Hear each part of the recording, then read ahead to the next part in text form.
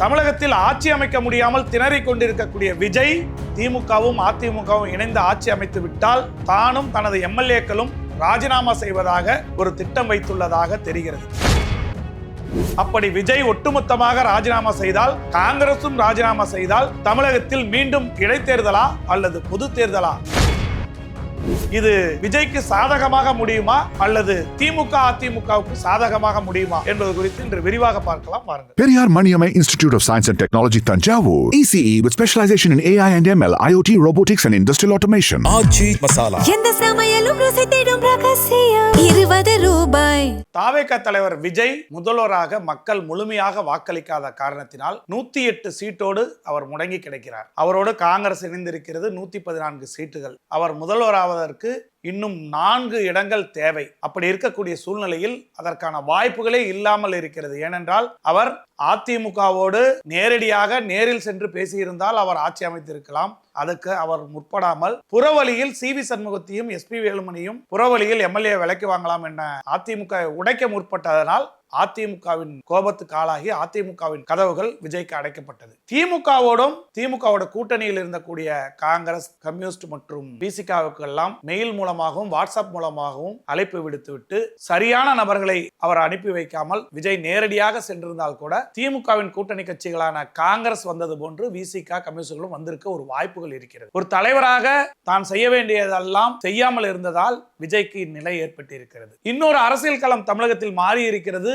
இருக்கக்கூடிய சூழ்நிலையில் மீண்டும் தேர்தலை சந்திக்க தமிழகத்தில் எந்த கட்சிகளும் தயாராக இல்லை, எந்த எம்எல்ஏக்களும் தயாராக இல்லாத நிலையில் அதிமுக ஆட்சி அமைக்க திமுக ஆதரவளிக்க தயாராக இருப்பதாக ஒரு செய்திகள் ஓடிக்கொண்டிருக்கிறது. அதை உறுதிப்படுத்தும் விதமாக நேற்று ஆளுநர் ஒரு கருத்தை கூறியிருக்கிறார்.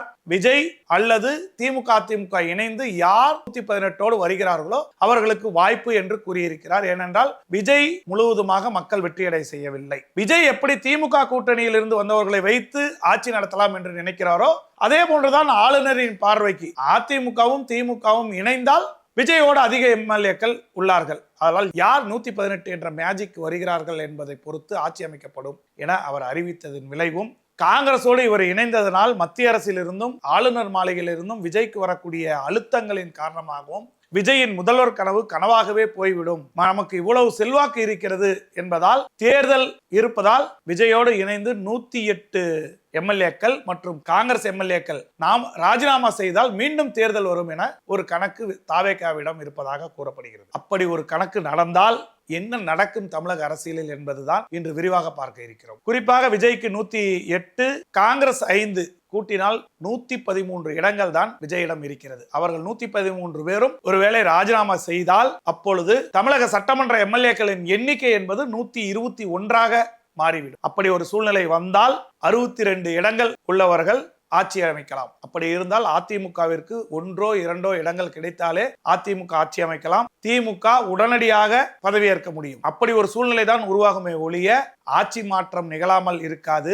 இது விஜய் அதிமுகவிற்கும் திமுகவிற்கும் தங்க தாம்பாளத்தில் வைத்துக் கொடுக்கக்கூடிய வாய்ப்பாகத்தான் இருக்கும். விஜய் 2 நாட்களாக ஆளுநரிடம் பேசுவதும் கூட்டணி கட்சியிடம் பேசுவதும் சிறுபிள்ளைத்தனமாக இருந்தாலுமே கூட இந்த தவறையும் அவரை வழிநடத்தி விடுவார்களோ என்ற அச்சம் தமிழகத்தில் இருக்கிறது. அப்படி ஒரு நிலை ஏற்பட்டால் தமிழகத்தில் சரிபாதிக்கு கீழாக இருந்தால் மட்டுமே பொது தேர்தல், இந்த 113 இடங்களுக்கு மட்டும் ராஜினாமா செய்தால் அது இடைத்தேர்தல் தான் நடக்கும். அப்படி இடைத்தேர்தல் நடந்தால் அதில் திமுகவும் அதிமுகவும் முனைப்போடு போட்டியிட்டால் இடைத்தேர்தலில் எல்லாம் எப்படி ஆளுங்கட்சி தான் ஜெயிக்கும் என்பது தமிழகம் கண்ட வரலாறு.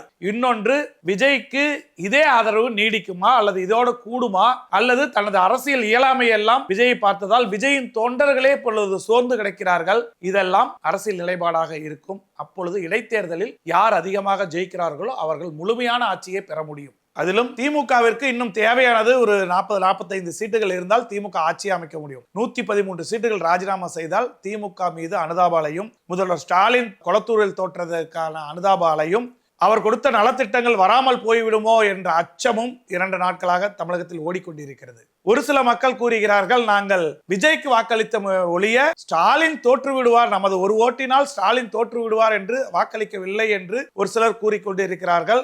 அங்கெல்லாம் வேலை செய்தால் மீண்டும் திமுக ஆட்சி வந்துவிடும். தமிழகத்தில் இடைத்தேர்தலுக்கு தான் இந்த தாவேகாவின் ராஜினாமாக்கள் வித்திடுமே ஒழிய பொது தேர்தலுக்கு வராது. அப்படியே இருந்தாலுமே அந்த இடைத்தேர்தலுமே 6 மாத காலங்கள் ஆகும். பொது தேர்தல் வருவதாக இருந்தால் இந்த 134 சரிபாதிக்கு மேலாக, அதாவது 118க்கு மேலாக எம்எல்ஏக்கள் இல்லாமல் இருந்தால்தான் பொது தேர்தல் வரும். அப்படி இருந்தாலும் 1 ஆண்டு காலம் கழித்து தான் வரும். இடையில் ஆளுநர் ஆட்சி வரும். ஆளுநர் ஆட்சி வந்தால் திமுகவின் நலத்திட்டங்கள் எதுவும் மக்களுக்கு சென்றடையாது. ஆதலால் ஆளுநர் ஆட்சிக்கு பாஜக பின்வழியில் ஆட்சி செய்வதற்கு திமுக ஒருபோதும் இடம் கொடுக்காது என்று திமுக தலைவர் நேற்று எம்எல்ஏக்களிடம் பேசியதாக தெரிகிறது. ஆதலால் தாவேகா இது போன்ற ஒரு தவறை செய்யாமல் இருக்க வேண்டும். செய்யாது என்பதே நமது எண்ணமாக இருக்கிறது. அதை தவிர்த்து ஆளுநர் மாளிகையில் ஒரு சில கேலிக்கூத்துக்களை செய்தது போன்று இது போன்ற நிலையும் எடுத்தால் எத்தனை தாவேகா எம்எல்ஏக்கள் ராஜினாமா செய்வார்கள் என தெரியவதில்லை. ஒருவேளை கொத்தாக தாவேகாவிலிருந்து 2/1 பங்கு எம்எல்ஏக்கள் திமுகவோ அதிமுகவோ பிரித்தால் தாவேகாவின் நிலை என்னவாகும்? இந்த தாவேகாவின் எம்எல்ஏக்களுக்கெல்லாம் அரசியல் அனுபவம் என்பது இல்லை, பொருளாதார ரீதியாகவும் பலமாக இல்லை. திமுக அதிமுக கொடுக்கக்கூடிய பணபலங்கள் அவர்களுக்கு வேலை செய்யும். வாக்காளர்களிடம் வேலை செய்யாமல் இருக்கலாம், ஆனால் வேட்பாளர்களிடமும் எம்எல்ஏக்களிடமும் வேலை செய்யும். அது மட்டுமல்லாமல் விஜய் தனது ஸ்ட்ரென்த்தை தெரிந்து கொண்டதால் தங்களை போன்ற சாதாரண மனிதர்களை எல்லாம் இனி அவர் தேர்தலில் போட்டியிடும் வாய்ப்பை கொடுப்பாரா, அல்லது அதிமுக திமுகவில் இருந்து பெரும்படைகள் இனி தாவேகாவுக்கு வந்தால் அவர்களுக்கு கொடுப்பாரா? தங்களது எம்எல்ஏ பதவியை காப்பாற்றி வாழ்க்கையில் முன்னேற தாவேகாவின் எம்எல்ஏக்கள் முடிவெடுத்தால் விஜயின் நிலை கேள்விக்குறியாக முடியும். 5 ஆண்டு காலம் கட்சி நடத்துவது என்பது சாதாரண விஷயம் அல்ல. ஏதோ ஒரு அலையில் மக்கள் கொடுத்த வெற்றியை தனது அரசியல் அனுபவத்தினால் விஜய் சுவைப்பாரா, அல்லது இந்த ஒரு சில நாட்கள் செய்து கொண்டிருக்கக்கூடிய அரசியல் பிழைகள் போன்று இதிலும் பிழை ஏற்படுத்துவாரா? இது திமுக அதிமுகவுக்கு மிகப்பெரிய வாய்ப்பாக அமைக்கப் போகிறாரா விஜய் என்பதை பொறுத்திருந்து பார்க்கலாம். விஜய் ராஜினாமா செய்தால் இடைத்தேர்தல் தான், பொது தேர்தல் அல்ல என்பதே இறுதியான முடிவாக இருக்கும். பார்க்கலாம். மேலும் தகவல்களை உடனுக்குடன் காண எங்கள் King 360 இணைந்திருங்கள். Periyar Maniamai Institute of Science and Technology, Tanjavur. ECE with specialization in AI and ML, IoT, robotics and industrial automation. ஆச்சி மசாலா. எந்த சமையலும் ருசி தேடும் ரகசியம் 20 ரூபாய்.